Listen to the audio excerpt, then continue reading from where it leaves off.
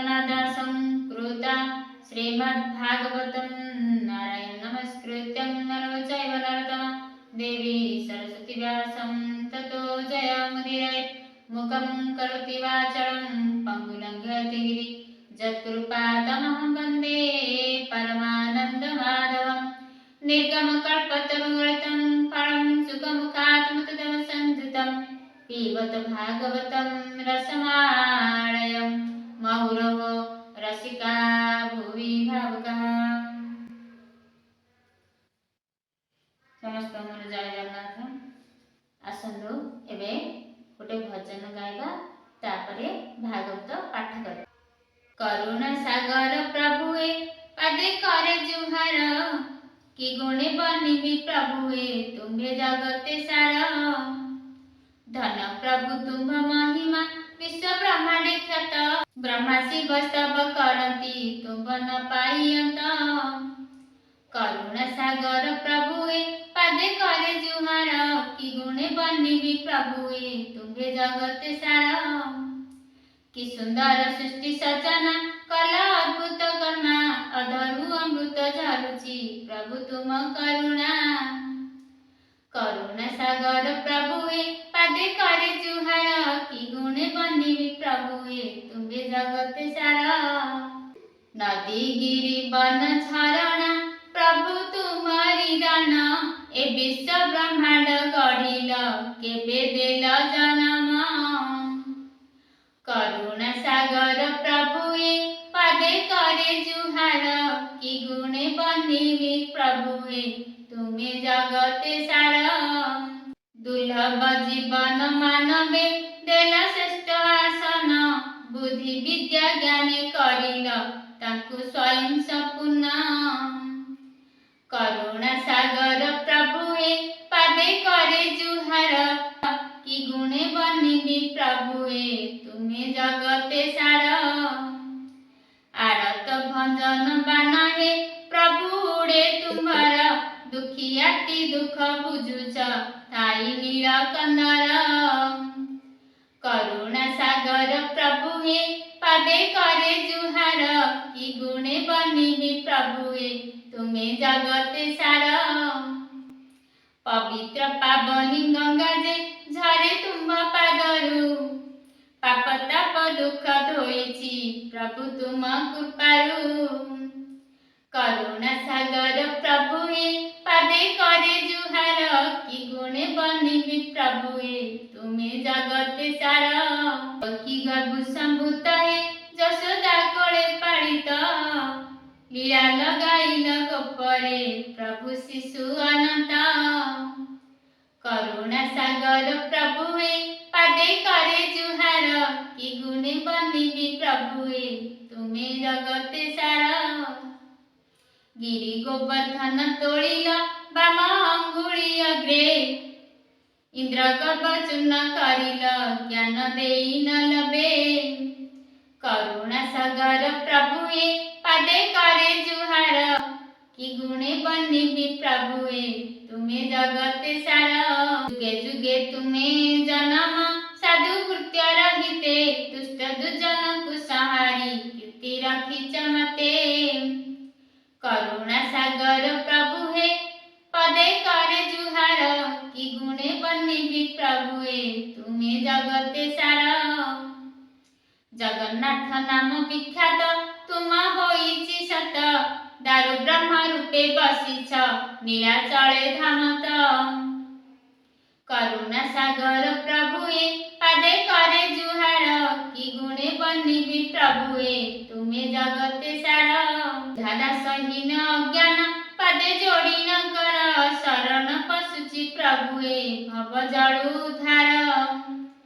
करुणा सागर प्रभुए पादे करे जुहार कि गुणे बनिबि प्रभुए तुम्हे जगते सार।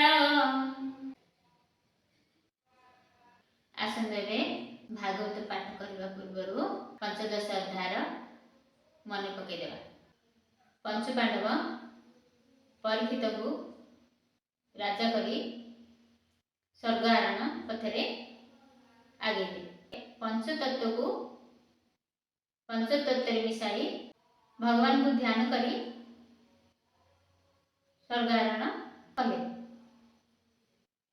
ପଞ୍ଚତତ୍ତ୍ୱ କ'ଣ? ପଞ୍ଚତତ୍ତ୍ୱ ହେଲା ଅଗ୍ନି ବାୟୁ ଜଳ ମାଟି ଆକାଶରେ ଗଢ଼ାଏ ସ୍ଥୂଳ ଶରୀର, ଯାହାର ସମ୍ପତ୍ତି ସିଏ ଯଦି ନେବ କିସ ବା ରହିବ ତୋର। ଅଗ୍ନି ବାୟୁ ଜଳ ମାଟି ଆକାଶରେ ଗଢ଼ାଏ ସ୍ଥୂଳ ଶରୀର। ଅଗ୍ନି ବାୟୁ ମାଟି ଆକାଶ ସବୁରେ ଆମର ଶରୀର ତିଆରି ହେଇଛି। ଏ ପଞ୍ଚତତ୍ତ୍ୱରେ ଆମର ଶରୀର ତିଆରି ହେଇଛି। ଏଥିରେ ଆମର ଶରୀର ପଞ୍ଚତତ୍ତ୍ୱରେ ଗଢ଼ା। ଯାହାର ସମ୍ପତ୍ତି ସିଏ ଯଦି ନେବ କିସ ବା ରହିବ ତୋର। ମାନେ ଏ ସମ୍ପତ୍ତି ହେଉଛି ଭଗବାନଙ୍କର। ଭଗବାନ ଦେଇଛନ୍ତି କାହିଁକି ନା ଆମେ ସଂସାରରେ ରହି କର୍ତ୍ତବ୍ୟ କରି ଭଗବାନଙ୍କୁ ପାଇବା। ମାନେ ଭଗବାନଙ୍କୁ ପାଇବା ମାନେ କେମିତି ପାଇବା? ଭଗବାନ ଗୀତାରେ କହିଛନ୍ତି ଅର୍ଜୁନକୁ, ଶାସ୍ତ୍ରରେ ଯାହା ମୁଁ କହିଛି ତାହାକୁ ଧ୍ୟାନ ରଖି ଶାସ୍ତ୍ର ଅନୁସାରେ କର୍ମ କରି ମୋତେ ପାଇବ। ଭଗବାନ ଯାହା କହିଛନ୍ତି ଶାସ୍ତ୍ରରେ, ଗୀତାରେ, ଭାଗବତରେ, ରାମଚରିତମାନସରେ ଯାହା ବି କହିଛନ୍ତି ତାକୁ ଅନୁସରଣ କରି ଚାଲିଲେ ଆମର କର୍ମ ହେବ କର୍ମଯୋଗ, ଆଉ ପାପ ଲାଗିବନି। ଆମେ ଯଦି ମନ ଇଚ୍ଛା କର୍ମ କରିବା ତାହେଲେ ଆମକୁ ପାପ ଲାଗିବ। କିନ୍ତୁ ଶାସ୍ତ୍ର ଅନୁସାରେ ଆମେ ଯଦି କର୍ମ କରିବା ତାହେଲେ ଆମ କର୍ମ ହେଇଯିବ କର୍ମଯୋଗ। ଭଗବାନ ସହିତ ଯୋଗ କରି ଯେଉଁ କର୍ମ କରାଯାଏ ତାହାକୁ କର୍ମଯୋଗ କୁହାଯାଏ। କେମିତି କର୍ମ କଲେ ଭଗବାନ ସହିତ ଯୋଡ଼ି ହେବ? ଭଗବାନ କହିଛନ୍ତି ନିଷ୍କାମ କର୍ମ କର। ଗୀତାରେ ଭଗବାନ ଅର୍ଜୁନଙ୍କୁ କହିଛନ୍ତି ନିଷ୍କାମ ମନ ରଖି ମାନେ କାମନାହୀନ କର୍ମ କର। ଯେଉଁ କର୍ମ କରିବ କର୍ତ୍ତବ୍ୟ ବୋଲି ଭାବି କର୍ମ ଯଦି ଆମେ କରିବା ତାହେଲେ ଆମକୁ କର୍ମ ଲାଗିବ ନାହିଁ। କର୍ତ୍ତବ୍ୟ ବୋଲି ମନେ ତାହେଲେ ଏଠାରେ ଆମେ କର୍ମ ଯୋଗ ଅନୁସାରେ, ଗୀତା ଅନୁସାରେ, ଭାଗବତ ଅନୁସାରେ ଯେଉଁ କର୍ମ କରିବା ତାହେଲେ ଆମେ ସଂସାର ସାଗରରୁ ଉଦ୍ଧାର ହେଇଯିବା। ଏ ଭବ ସାଗରରୁ ଉଦ୍ଧାର ହେଇଯିବା। ଆମେ ସଂସାରର କର୍ତ୍ତବ୍ୟ କରିବା। ଏ ଦେହର ସ୍ୱାମୀ ହେଲେ ସ୍ୱାମୀ, ଆଉ ଆତ୍ମାର ସ୍ୱାମୀ ହେଲେ ଜଗନ୍ନାଥ। ତାଙ୍କୁ ଜଗନ୍ନାଥଙ୍କୁ ଭୁଲିଯିବା ଯଦି ଏ ଜୀବନର କିଛି ମୂଲ୍ୟ ହିଁ ନାହିଁ। ଆସନ୍ତୁ ଆମେ ଭାଗବତ ପାଠ କରିବା ଆଉ ଭଗବାନଙ୍କୁ ଜାଣିବା। ଜାଣିକରି ଭଗବାନଙ୍କୁ ଶ୍ରବଣ କରି ଯାଇକି କୀର୍ତ୍ତନ କରିବା, ତାହେଲେ ଯାଇ ଆମକୁ ଆନନ୍ଦ ମିଳିବ। କୀର୍ତ୍ତନ କଲେ ଭଗବାନ ତ କହିଛନ୍ତି ମିଳିବ, ମୋ ନାମ ଧରିବା ମାତ୍ରେ ମିଳିବ, କିନ୍ତୁ ଆନନ୍ଦ ମିଳିବନି। ଭଗବାନଙ୍କୁ ଜାଣିକରି ଡାକିଲେ ଯେଉଁ ଆନନ୍ଦ ମିଳେ, ନ ଜାଣି ଡାକିଲେ ସେତିକି ଆନନ୍ଦ ମିଳିବ। ଭାଗବତ ପାଠ କଲେ ଆମେ ଅନୁଭବ କରିବା, ଆନନ୍ଦର ଅନୁଭୂତି ଆମକୁ ମିଳିବ। ଶ୍ରବଣ, ସେଥିପାଇଁ ଶ୍ରବଣ ହେଉଛି ପ୍ରଥମ ଭକ୍ତି। ଭକ୍ତି କାହାକୁ କୁହାଯାଏ? ଶ୍ରବଣ ହେଉଛି ପ୍ରଥମ ଭକ୍ତି। ଦ୍ୱିତୀୟ କୀର୍ତ୍ତନ। ଶ୍ରବଣ କରିସାରିଲା ପରେ କୀର୍ତ୍ତନ କଲେ ଆନନ୍ଦ ଲାଭ ହୁଏ। ସେଥିପାଇଁ ଆସନ୍ତୁ ଏବେ ଭାଗବତ ପାଠ କରିବା।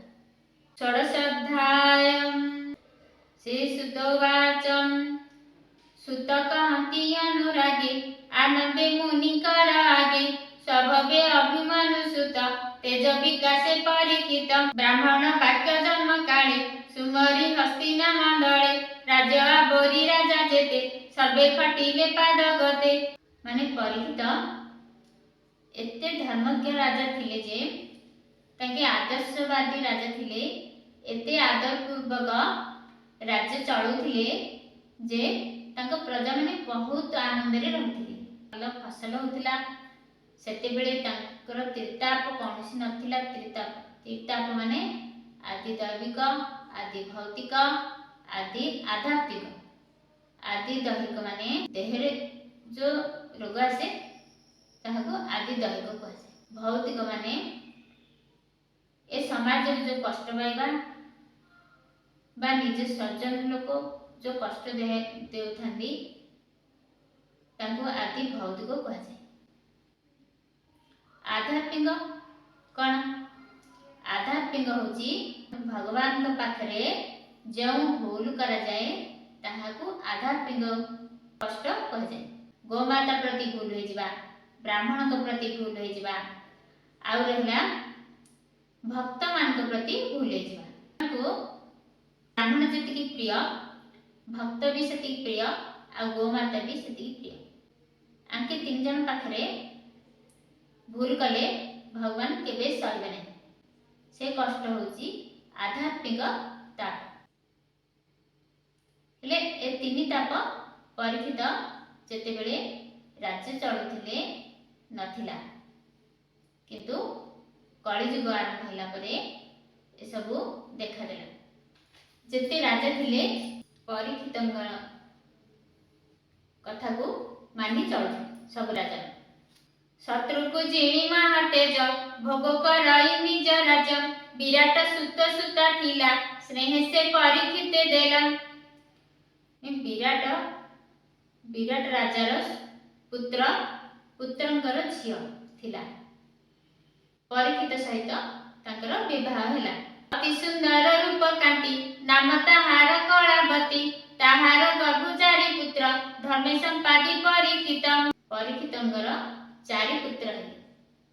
परीक्षितंग स्त्री नाम है कलावती, तांकर चारि पुत्र हेले। कुमार जन्मजय आदि सकल गुणे से प्रसिद्धि हेले। कुमार जन्मजय बड़ पुत्र थिले, सकल गुण तांग पाखरे थिला। आनंदे राजा परीक्षित यज्ञ बरिला पुरोहित, गंगार तीरे वेदवादी साधिला तिनिय समेधी। दक्षिण देले मनपुरी दिग विजय विजय करी। परीक्षित गंगा निकटरे तिनि अश्वमेधी यज्ञ कराइले।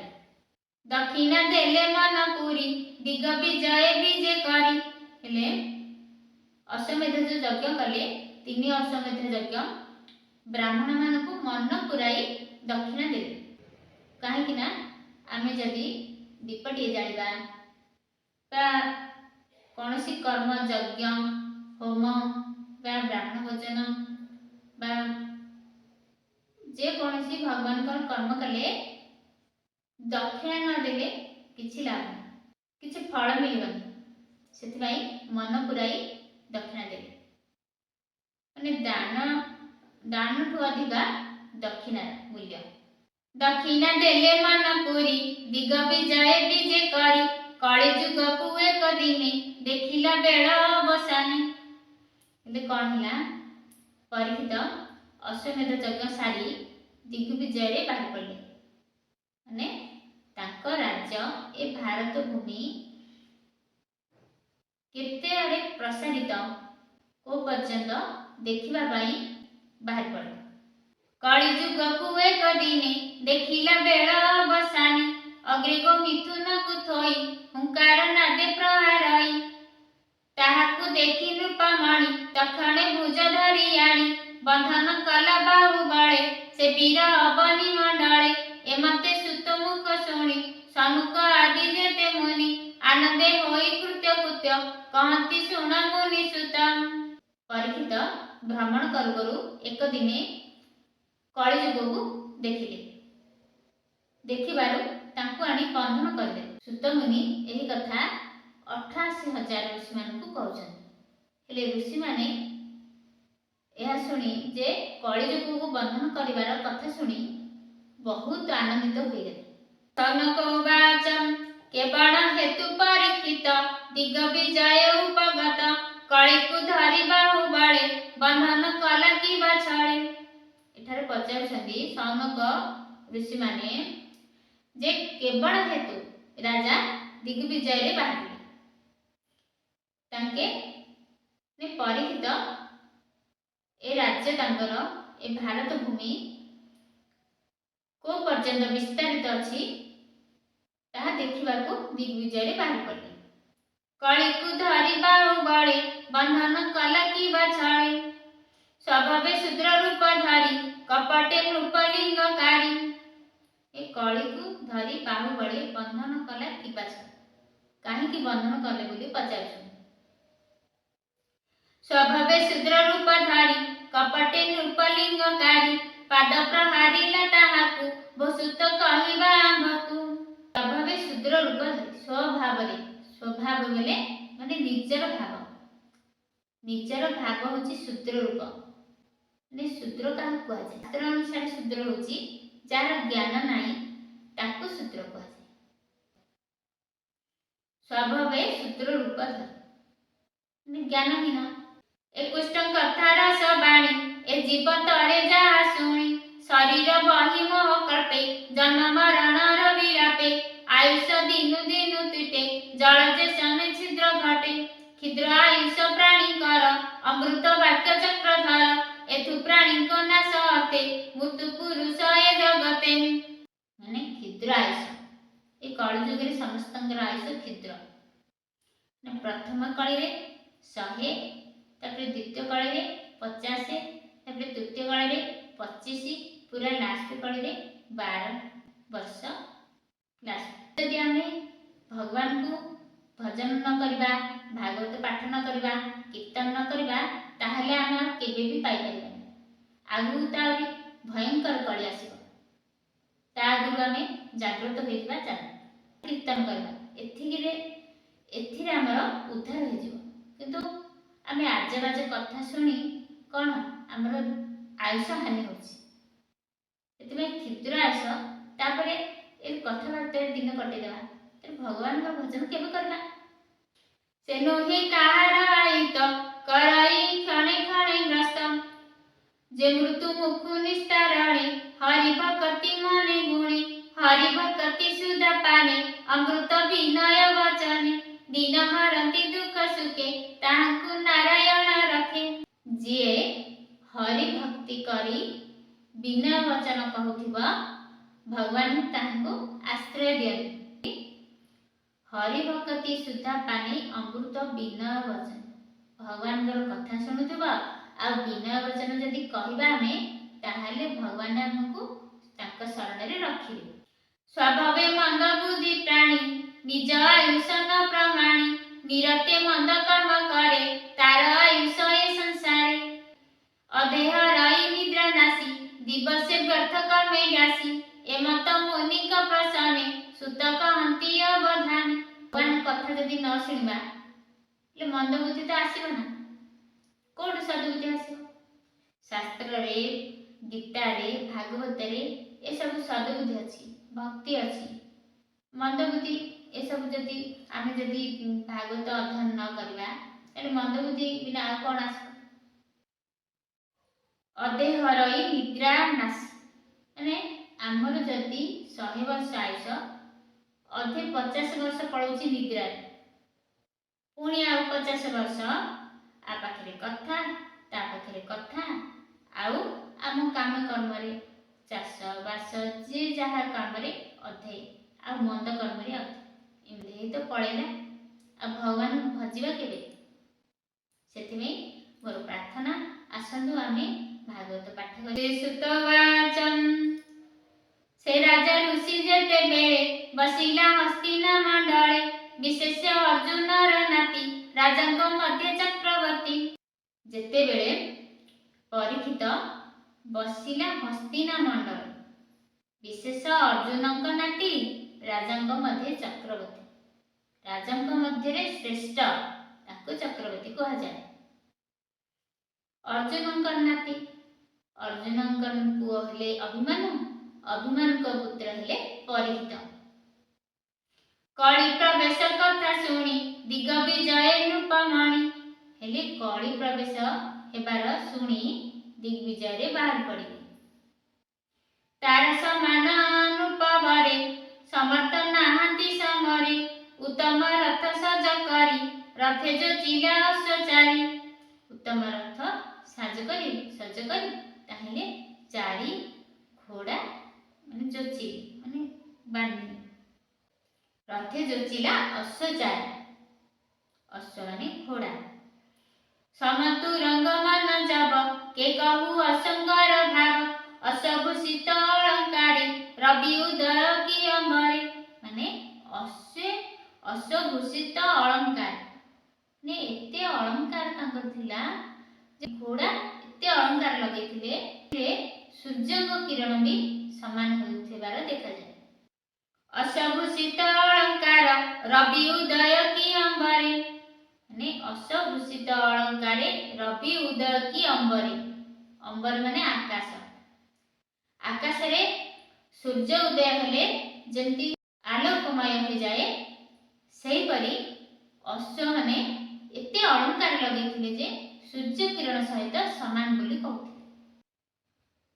ରଥ ଉପରେ ହୀରା ଧ୍ୱଜ ପୁରୁ ବାହାର ମହାରାଜ ଅବୃତ ଚତୁରଙ୍ଗ ବଳେ କେତାକୁ ସମବାହି ତଳେ ଦିଗ ବିଜୟ ବାହାରିଲା ଶବଦେ ଭୁବନ କମ୍ପିଲା ସର୍ବନୁପତି ନେଇ ପାଶେ ମିଳେ ଉତ୍ତର କୁରୁ ଦେଶେ ଉତ୍ତର ଦିଗକୁ କୁରୁ ଦେଶରେ ପହଞ୍ଚିଲେ।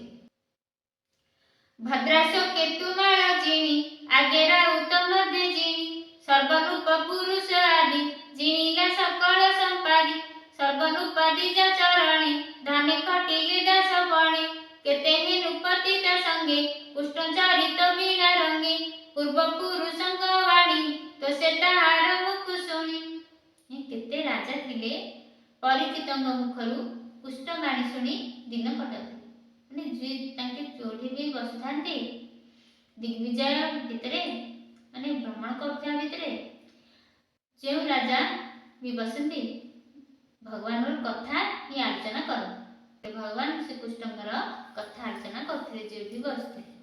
ଆତ୍ମାକୁ ରଖିଲେ ଯେ ମତେ ଦ୍ରୋଣକୁ ମର ଶସ୍ତ୍ରଘାତେ ପୁଷ୍ଟ ପାଣ୍ଡବ ବନ୍ଧୁ ଗଣେ ଭକ୍ତି କୁଷ୍ଟର ଯେ ଚରଣୀ ଦୁସ୍ତର ବ୍ରହ୍ମସର ବାଣ ଉଦର ଚକ୍ର ସହାରଣ ଶୁଣି ସନ୍ତୋଷ ନୃପମଣି ଉତ୍ତମ ନବରତ୍ନ ଆଣି ତାହାକୁ ଦେଲେ ପୁରସ୍କାର ରତ୍ନ କଙ୍କଣ ମଣିହାର ଅଶ୍ରୁଲୋଚନ ଚକ୍ଷୁ ବୁଝି ପୁଲକେ ପୁରେ ରମରାଜି ପାଣ୍ଡବ ସଙ୍ଗେ ଯେତେ ଭାବ ସଂସାରେ ସାଧିଲେ ମାଧବ ରଣେ ସାରଥି ପଣେ ରତେ ସେ ବନବାସ ଘୋର ପତେ ରଣ ଉଦ୍ଧାରେ ସଖା ଗଣେ ହସ୍ତିଲା ରାଜଦୂତ ପଣେ ଆସନ ଶୟନ ଭୋଜନେ ସ୍ନେହ ବାନ୍ଧବ ବନ୍ଧୁ ଜନେ ଏ ଆଦି ଯେତେ କର୍ମ କରି ପାଣ୍ଡବ ସଙ୍ଗତେ ବିହରି ସେ ଭାବ ଘେନି ଦୃଢ଼ ଚିତେ ଲଭିଲା କୃଷ୍ଣ ପାଦ ଗତେ ପୂର୍ବେ ପୁରୁଷଙ୍କର ଧର୍ମ ସାଧିଲା ଅନୁଦିନେ କର୍ମ ସେ ପୁଣି ନିଜ କର୍ମ ବସେ ଲଭିଲା ଅଳପ ବୟସେ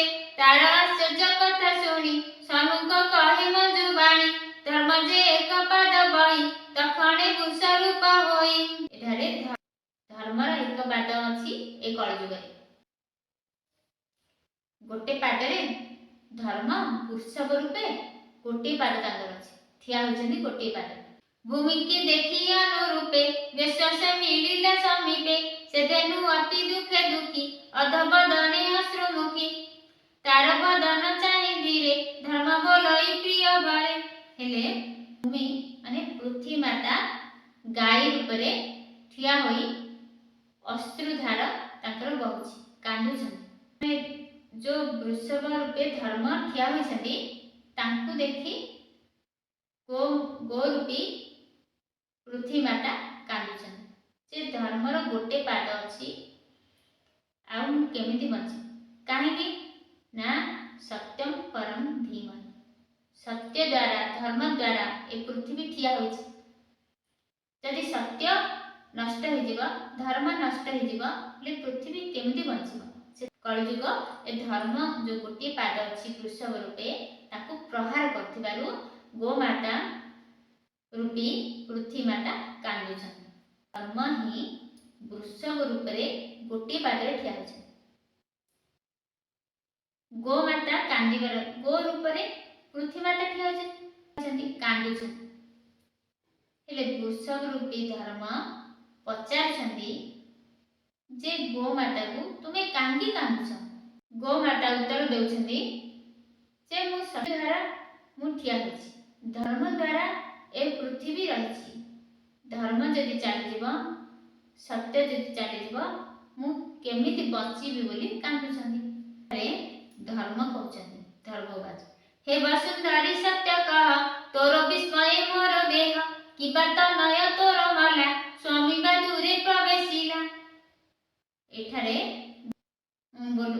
रूपी धर्म पचारुछंती गोमाता तू काहेकि कांदुछु तुमर पुत्र मा झियो मरीगला कि कांदुछ ना तो स्वामी प्रदेश पळेले माने विदेश पळेले कि बोली कांदुछन तोर शरीरे कि बा व्याधि श्रवई अंतरे आचारी बा तोर शरीरे व्याधि होला माने रोग ହେଲା कि कांदुछ विशेष वचन तोहर एणु ए स्वभाव जे तोर किबा तोहर मन व्यथा कि नष्ट अर्थे तोर चिंता बा मनरे कौनसी व्यथा अछि कह बा नष्ट अर्थे अर्थ नष्ट होई गेला कि तोर बोली पचार ए बड़ा दुखी देखी तोते दया बसिला मोर चिते धर्म एठारे कहउछंती ए जो एते दुखी होई कांदुछु सेति पई मो हृदय रे दया आसिला पचारछि केबा तो होर प्राण नासे सुखे बंजीव मंस ग्रासे किबा देवक प्रीति छळे जगे न होइबा भूमि तळे किबा देवक प्रीति छळे माने देवक पई यज्ञ होला नाही माने ब्राह्मण माने आ यज्ञ करू नाहंती सेति पई दुखी अछु बोली पचारछन गोमाता ठिया होचंदी आ वृषभ देव ठिया वृषभ धर्म रूप आ गोमाता होचंदी पृथ्वी मा रूप नहीं कथा होचन देबे न बरसिबे देबे एणु ए प्रजा नाश जीवे किबा देवक प्रीति छळे जगे न होइबा भूमि तळे कहउछंदी किबा देवक प्रीति छळे जगे न होइबा भूमि तळे जेबे न बरसिबे देबे एणु ए प्रजा नाश जीवे काहे ना भगवान गीता कहउछंदी जे यज्ञ जो वृष्टि हुए यज्ञ कले वृष्टि हुए आ वृष्टि हेले अन्न हुए वृष्टि जो अन्न हुए अन्न नथिले प्राणी केमति बचिबे सेति दुख करछ कि बोली धर्म पचारछंती पृथ्वी माता कि बालक पिता माता छाड़िले तोर माने चिंता ए कଳି जुगरे आउ पिता माता को पचारिबे नहीं बालक समय रे समस्ते बापा मांकर समस्ते निजर किंतु बड़ हो गले आउ कि पचारिबेनी बोली दुख करछ बोली पचारछ कि ब्राह्मण वेद वाणी सादेवी दिनी गुणे आणी ग्रह नक्षत्र बंधु राजा कଳି विनीत जन प्रजा निज भवन छाड़ी अन्न छाड़िबे दुर्गम कानने प्राणी आन स्थाने आसन भोजन शयने करिबे पर पाके मति पर युवती घेनी रति एटार कहउछंती निज स्त्री के छाड़ी पर स्त्री सहित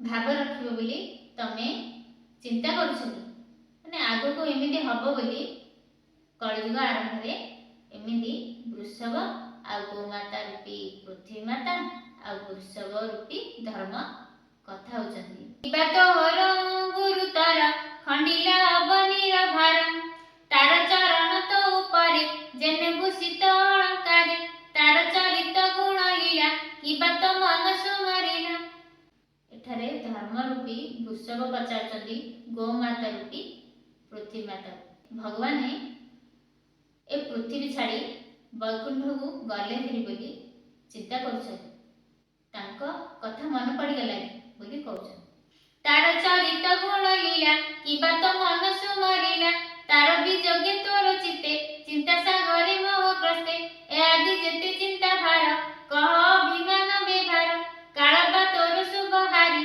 जेनु दिसिलु हत सिरी भगवान जेते बेले पृथ्वी छाड़ी पळै गले सब शुभ संकेत सब शुभ थिला सब तांका संगरे पळे आ जेते लक्षण दिसुची ए सब कଳି जुगर लक्षण अशुभ लक्षण सेति पय चिंता करूछु बोली पचारछन धर्म काळबा तोर शुभ हाडी जेनु दिसिलु हत सिरी ए काळर कराळ कतिरे ए कଳି जुग आरंभ रे ए सब शुभ चाली गला बोली तू हत सिरी दिसुछु बोली कहछन धर्म को सब वाक्य सुनी धरणी कहे माने गुणी धरणी बाचन भवुष जेते प्रश्न तोर कहि भी सुन मन स्थिर थारे पृथ्वी माता कहछन ଧର୍ମଭୂଷକକୁ କହୁଛନ୍ତି।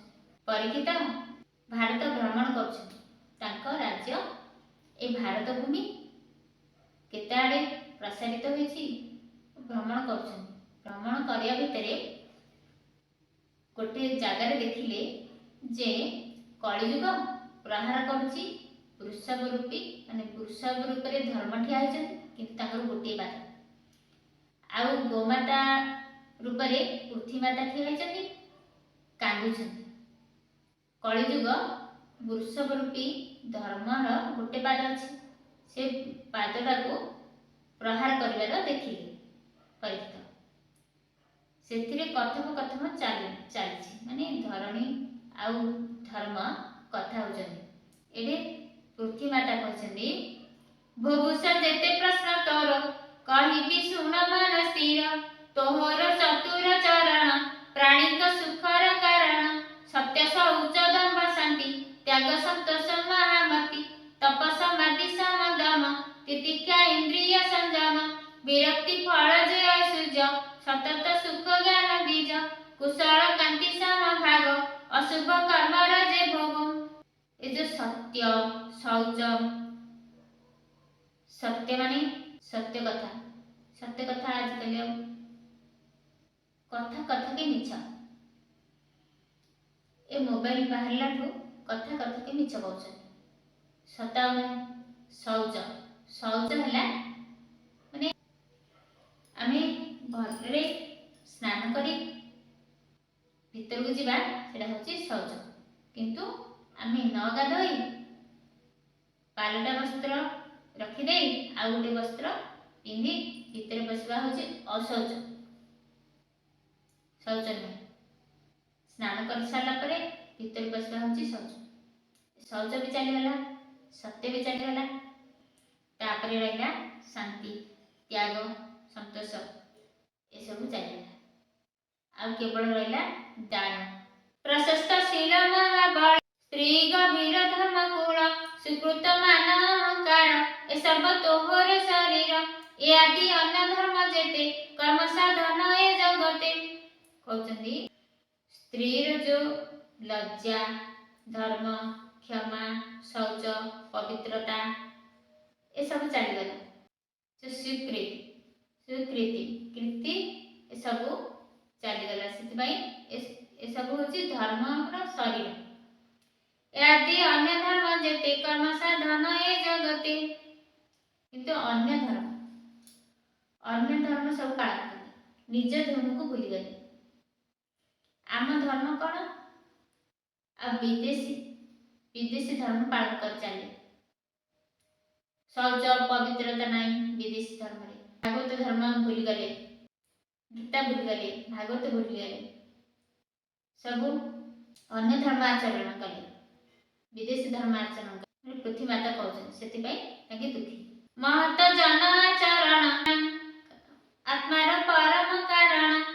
ସେ ସର୍ବ ଗୁଣ ଷଡ଼ ବାଗେ, ଗମିଲେ ଗୋବିନ୍ଦର ସଙ୍ଗେ। କହୁଛନ୍ତି ଧରଣୀ ପୃଥ୍ୱୀମାତା କହୁଛନ୍ତି, ଭଗବାନଙ୍କ ସାଙ୍ଗରେ ଏସବୁ ଷଡ଼ ଧର୍ମ ଚାଲିଗଲା, ସେଥିପାଇଁ ମୁଁ ଦୁଃଖୀ। ଏବେ ମୁଁ ଆତ୍ମାକୁ ସୁମାରି, ଏ ସର୍ବ ଗୁଣ ମାନେ ଧରି। ଦେବତା ଋଷି ପିତୃଗଣେ, ସେ ବର୍ଣ୍ଣାଶ୍ରମ ଆଚରଣେ। ଏ ସର୍ବ ଧର୍ମ ଗଲା ଦୂର, ମୋତେ ଛାଡ଼ିଲେ ଚକ୍ରଧର।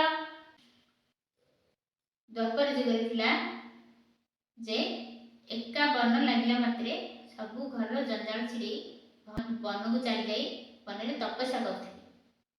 କିନ୍ତୁ ଏବେ ବ୍ରହ୍ମାଦି ଦେବ ଦେବୀ ଯେତେ, ନିଶ୍ଚଳ ମୋହର ଅଗ୍ରତେ। ଯାର ଅପାଙ୍ଗ ମୁଖ୍ୟ ଶିରି, ଲଭିବି ବୋଲି ଆଶ୍ରା କରି। କଠୋର ତପସାଦି ବନେ, ପ୍ରସନ୍ନ ଯାହାର ଚରଣେ। ସେ ଲକ୍ଷ୍ମୀ ତେଜି ପଦ୍ମବନ, ଯାର ହୃଦয়ে ଲଭି ସ୍ଥାନ। ସେ ସ୍ଥାନେ ନ ରହେ ତା ମନ, ତାର ଚରଣେ କରେ ଧ୍ୟାନ। କଳି ବଞ୍ଚାଇ ସର୍ବବେଳେ, ସେ ହରି ନିଜପୁରେ ଗଲେ। ଏଠାରେ ପୃଥ୍ୱୀମାତା କହୁଛନ୍ତି ଭଗବାନ ନିଜପୁରକୁ ଗଲେ, କଳି ଆରାମରେ ଏଠାରେ ବଞ୍ଚୁଛି, ମାନେ ଅଧର୍ମ ଚାଲିଛି, ସେଥିପାଇଁ ଦୁଃଖୀ ଅଛି। ତାର ଚରଣେ ଚିହ୍ନ ଯେତେ, ଧ୍ୱଜ ଅଙ୍କୁଶ ନିଜ ଗାତ୍ରେ। ସେବେଳେ ଅଳଙ୍କୃତ ଦେଇ, ଶୁଦ୍ଧ ସୁନ୍ଦର ବୀର ଜୟୀ। जेणु छाड़िले मते हरि तेनु दिशई हत सिरी। एठारे पृथ्वी माता कहउछन्ती मते भगवान छाड़िकी गले हरि बोली मो हत सिरी दुसुची बोली पृथ्वी माता कहउछन्ती। असुर अखणई भार उश्वास कला जे मोहर तार बीजोगे जे बा कही ए नर लोके देह बही प्रेमी बालक कर्म मात्रे मन को मोहंती जगते मथुरा पुर नारीकर भाग्य के करिब गोचर तार चरण सुख लागी पुलक भावे सौभागी सुतक अंति अवधाने ए बहु सुन मुनि जने ए मते कहु कहु बाणी धर्मर संगते धरणी। एठारे सुत कहउछन्ती एपरि कथा हेबा समय पृथ्वी माता आ धर्म वृषभ एमती कथा होउछन्ती। से परीक्षित दंडधारी दिग विजय कर्मसारी तापरे परीक्षित दिग भ्रमण करी आसी पहुंची गए। धर्म धरणी संग बळे मिलिला सरस्वती कूळे धर्म आउ धरणी माता जोठारे कथा होतिले सेठारे आसी परीक्षित पहुंची गए। कहई विप्र जगन्नाथ प्रकृत वंदे भागवत प्रथम स्कंदे अर्थ जेते अमृत कुष्ठार चरिते। तापरे आगामी अध्याय रे एहार वर्णना होयछि। इति श्रीमद् भागवत महापुराणे पारमहंस्यां संहिताया 82 प्रथम स्कंदे धर्म पृथ्वी संवादे नाम षोडशोऽध्याय। भीमशापी रणे भंग मुनेरपि मति भ्रमा जडि सुतं वा मम दोष न विद्यते।